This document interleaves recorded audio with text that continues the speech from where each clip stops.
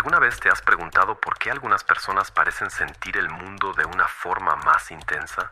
¿Por qué, incluso sin haber hecho nada malo, ciertos niños cargan el peso de la culpa como si fueran culpables simplemente por existir?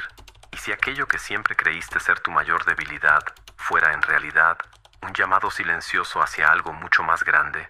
Hasta que hagas consciente lo inconsciente, este dirigirá tu vida y tú lo llamarás destino. Carl Gustav Jung. Tal vez creciste sintiendo que no pertenecías, que eras demasiado extraño, demasiado sensible, demasiado intenso. Tal vez aprendiste, demasiado cedo, que el amor puede ser condicional, que el hogar no siempre es un lugar seguro y que, por más que intentaras, nunca era suficiente. ¿Y si te dijera que detrás de ese dolor existe una iniciación? ¿Que ese sufrimiento no fue solo una herida, sino una puerta? Hoy vamos a caminar por ese umbral entre luz y sombra, entre culpa y visión, entre el niño que fue injustamente culpado y el ser que despierta con ojos capaces de ver más allá de la superficie. Este es un video para quienes sienten demasiado, para quienes cargaron un peso que no era suyo, para quienes fueron silenciados, pero nunca cegados. Aquí, con Carl Jung como guía y el lenguaje silencioso del alma como compañera, serás invitado a revisitar tus cicatrices, no para revivirlas, sino para descifrarlas, porque cada dolor no comprendido es una llave perdida, y hoy quizá sea el momento de encontrarla. Respira hondo, no estás solo en esta travesía. Todo comienza antes incluso de tener palabras para nombrar el dolor. Antes de poder entender qué es el amor, ya aprendemos lo que es el rechazo. No se trata de un castigo explícito, sino de una coreografía silenciosa, donde, dentro de la familia, ciertos papeles se asignan como si fueran verdades eternas, y el más sensible siempre es el elegido. El chivo expiatorio no nace equivocado, es moldeado así, poco a poco, por las proyecciones inconscientes de aquellos que no soportan mirar sus propias sombras. Carl Jung diría que aquello que no aceptamos en nosotros mismos, lo arrojamos sobre el otro, y el niño sensible, ese que percibe antes de entender, se convierte en el recipiente de culpas, vergüenzas y miedos que no le pertenecen. Él lo siente todo, el silencio antes de la explosión, la sonrisa falsa, el amor que llega con condiciones. Aprender a sobrevivir en este ambiente no se trata de vivir, sino de no desaparecer. Aprende que, para tener un mínimo de paz, necesita ser perfecto, callado, invisible, porque si se equivoca, aunque sea poquito, será castigado con la mirada fría, la burla sutil o el castigo disfrazado de corrección. Y mientras el mundo allá afuera ve una familia funcional, incluso bonita, ese niño vive un exilio emocional diario, carga la atención de todos, pero cuando habla, lo llaman dramático, presiente lo que nadie dice, y por eso lo tachan de problemático, como si su percepción fuera demasiado incómoda, como si ver fuera un error. Pero es en ese exilio donde algo raro empieza a suceder. Al ser arrojado fuera de la comodidad das ilusiones. Ese niño comienza a desarrollar un tipo de visión que va más allá de los ojos. Empieza a notar los detalles que los demás ignoran, el sonido detrás del tono de voz, el peso detrás de una pausa, la mentira escondida en un elogio. Se convierte sin querer en un vidente precoz, no por magia, sino por supervivencia. Y aquí aparece la ironía cruel. Aquello que lo hizo ser excluido es el mismo don que, algún día, podrá sanar. Quizá tú fuiste ese niño, aquel que cargaba el peso del ambiente como si fuera suyo, que sentía demasiado, que entendía demasiado pronto, que lloraba por cosas que nadie veía, pero lo que parecía debilidad era el primer signo de un llamado. El nacimiento del chivo expiatorio es, en verdad, el inicio de una iniciación sagrada, una jornada no elegida, pero profundamente transformadora. El dolor que sentiste no fue una maldición, fue el fuego que comenzó a forjar tu visión. Y quizá no fuiste rechazado por estar roto, tal vez fuiste apartado por ver demasiado. Ahora dime algo, ¿alguna vez te sentiste agotado de tanto intentar mejorar, pero sin ver resultados reales? ¿Leíste libros? ¿Probaste técnicas? ¿Anotaste metas? ¿Y aún así nada parece sostener el cambio a largo plazo? Esto tiene una razón, y no está relacionada con falta de voluntad. La mayoría intenta transformar su vida sin entender primero cómo funciona la mente. Pero existe un método estructurado, probado a lo largo de los siglos, que te enseña a reorganizar tus pensamientos, ganar claridad sobre tu identidad y construir disciplina emocional sin depender de la motivación. Este método combina neurociencia, psicología del comportamiento y filosofía práctica, y cuando se aplica, suele marcar un antes y un después. Quienes lo han aplicado reportan una sensación de orden mental, paz y autodominio que antes parecía imposible. Dejamos un video completo explicando todo esto en nuestro sitio. Solo escanea el código QR en pantalla o haz clic en el enlace de la descripción o en el primer comentario fijado. Existen heridas que cortan el cuerpo y existen heridas que desgarran el alma en silencio. Estas últimas no sangran, pero moldean, no gritan, pero marcan. Y tal vez sean justamente esas las que revelan quién estamos destinados a ser. La niña que carga el dolor de ser el chivo expiatorio no sufre por un solo golpe, sufre por la repetición silenciosa de la exclusión, por la ausencia, por la mirada que pasa sobre ella como si no fuera nada, por la palabra que hiere más por ser dicha con indiferencia que con enojo. Es un cúmulo de pequeñas muertes emocionales que van enseñando, lentamente, que sentir es peligroso, que confiar es arriesgado, que amar es herirse, y aún así, ella siente, lo siente todo. Antes incluso de que los adultos en la sala se den cuenta de que algo anda mal, ella ya sabe, siente el clima cambiar, el silencio que crece como una tormenta invisible, la sonrisa que parece bonita pero no llega a los ojos. Su cuerpo se convierte en un instrumento de afinación emocional, su corazón en una antena. Es como si viera con la piel, y esa sensibilidad, que parece un castigo, es, en realidad, el primer trazo del don.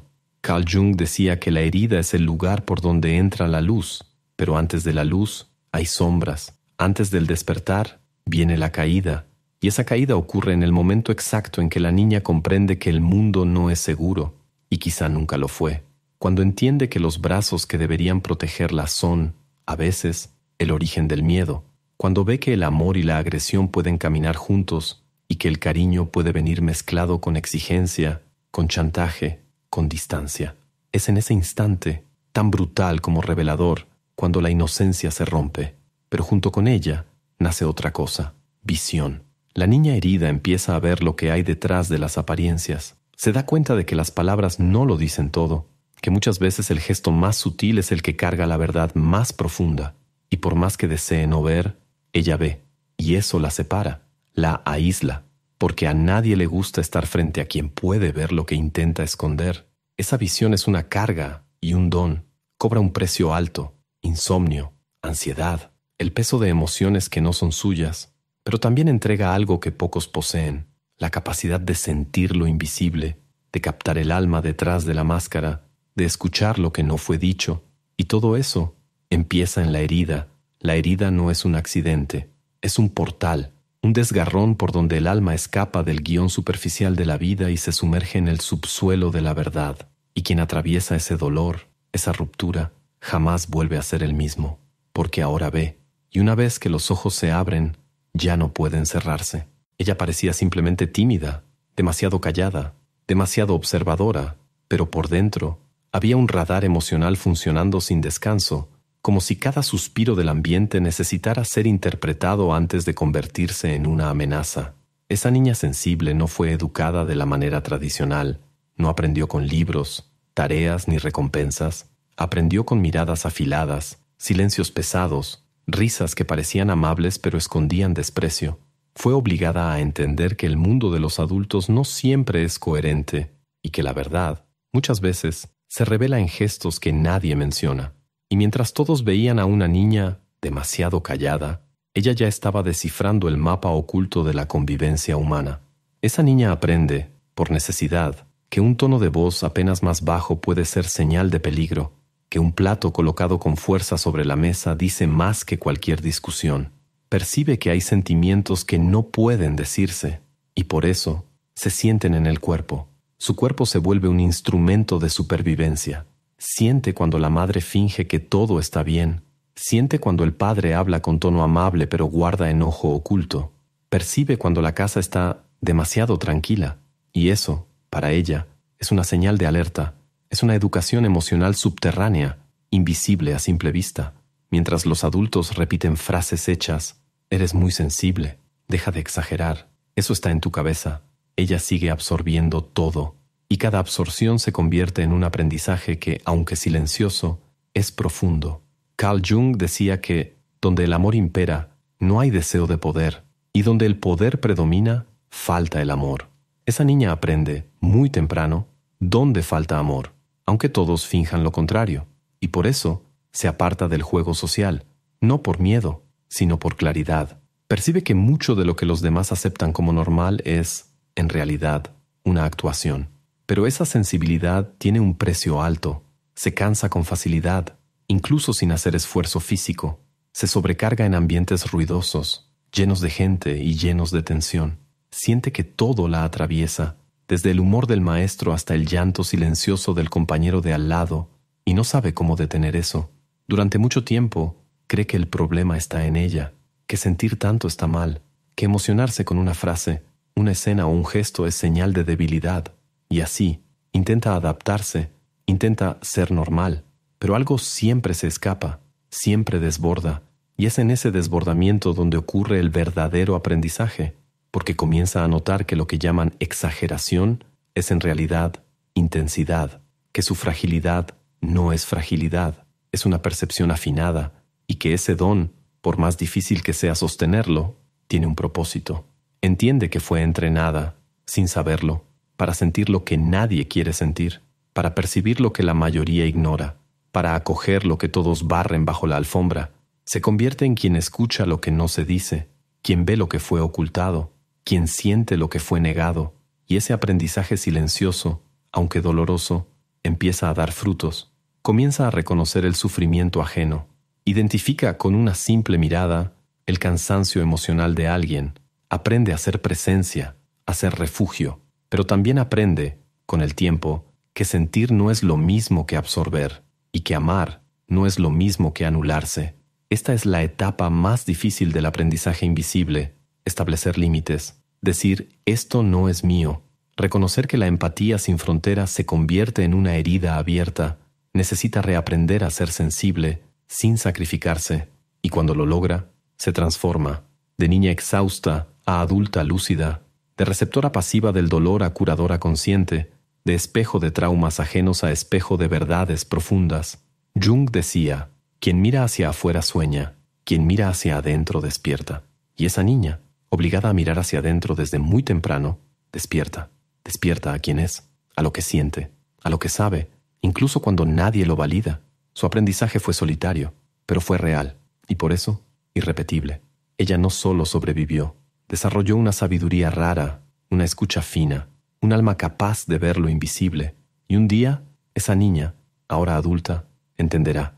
El mundo necesita exactamente eso que un día intentaron apagar en ella, porque el mundo no necesita más dureza, necesita sensibilidad lúcida, y ella fue hecha para eso. Es curioso cómo, durante mucho tiempo, creemos que nuestro dolor nos aísla, pero hay un instante, sutil, casi imperceptible, en el que empieza a revelarnos algo más, algo que siempre estuvo ahí, pero que solo puede ser visto por quien caminó el desierto con los pies descalzos. Ese es el instante del despertar, no un despertar mágico, repentino, cinematográfico, sino uno que sucede despacio, como quien va despertando poco a poco de un sueño antiguo. El empata nace de ese sueño roto, de esa orilla donde fue dejado, de ese exilio donde aprendió a ver el mundo sin las lentes de la ilusión.